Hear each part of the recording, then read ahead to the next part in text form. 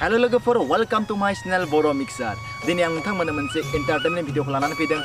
जाय भिडिअआ नोंथांमोननि थाखाय जोबोद रंजाथाव जागोन आरो बेनिखायनो नोंथांमोनखौ खावलायखायो दिनैनि बे भिडिअखौ नोंथाङा जोबजासिम नायगोनखौ मिजिंथिबाय खोथाया जाहैबाय जोंनि समाजाव मोसानाय मुसुरनाय गासै बिथिङावनो रोंगौथिया दङ खिन्थु रोंगौथि थानानैबाबो जोङो समाजाव दिन्थिनो हायाखै गावनि जि रोंगौथि बेखौ गुबुन गुबुन प्लेटफर्माव थांनानै दिन्थिनो हायाखै बेनि थाखायनो जोंनि बर' समाजाव रोंगौथि थानानैबो जोङो गुबुननो दिन्थिसारनो हायाखै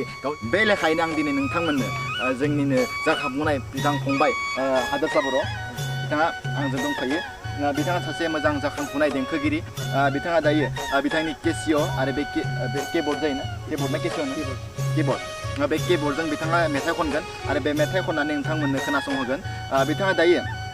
गुबुन गुबुन स्टेज प्रग्रामफोरबो गायो आरो जोंनि बे सना माइनाव नाय जा आफाद दङ बेयावबो बिथाङा मेथाइ खनगासिनो थायो बिथाङा सासे मोजां मेथाइगिरि होननानै जोङो मिथियो बा बिथांखौ जों बिथांनि मेथाइखौबो जों खोनागासिनो थायो स' दिनै आसा खालामो नोंथांमोना दिनैनि बे भिडिअखौ मोजां मोनगोन आरो दिनैनि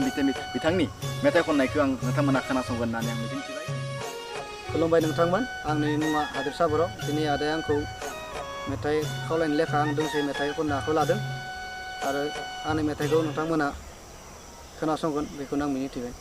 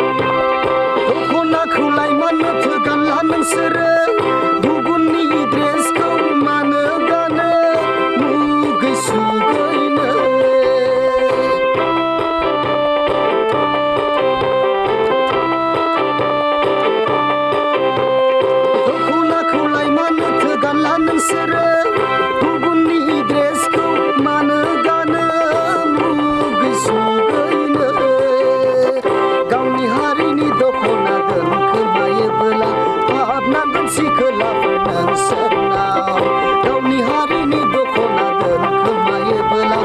हाबनांगोन सिखोलाफोरनो सोरनाव खान्दा खान्दा ड्रेस गानना बहा थांनो नों उदै मुथालायनाय गस्ला गाननानै खान्दा खान्दा ड्रेस गानना बहा थांनो नों उदै मुथालायनाय गस्ला गाननानै खान्दा खान्दा ड्रेस गानना बहा थांनो नों उदै मुथालायनाय गस्ला गाननानै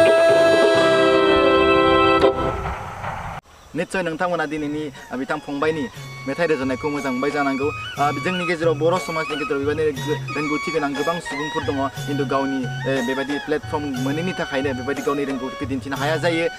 निश्चय नोंथांमोना बे फंबाइनि मेथाइ रोजाबनायखौ मोजां मोनबाय जानांगौ जुदि नोंथांमोना माब्लाबा बिथांखौ जुदि स्टेज प्रग्रामनि थाखाय लिंहरनो लुबैदोंब्ला बिथांनि बे एड्रेसखौ आङो आंनि बे डिसक्रिपसनाव होनाय जागोन बेखिनियानो दिनैनि बे भिडिअखौ मोजां मोनब्ला लाइक खालाम शेयार खालाम आरो लोगोसे फंबाइनि थाखाय आंनि चेनेलखौ साबस्क्राइब खालाम थेंक इउ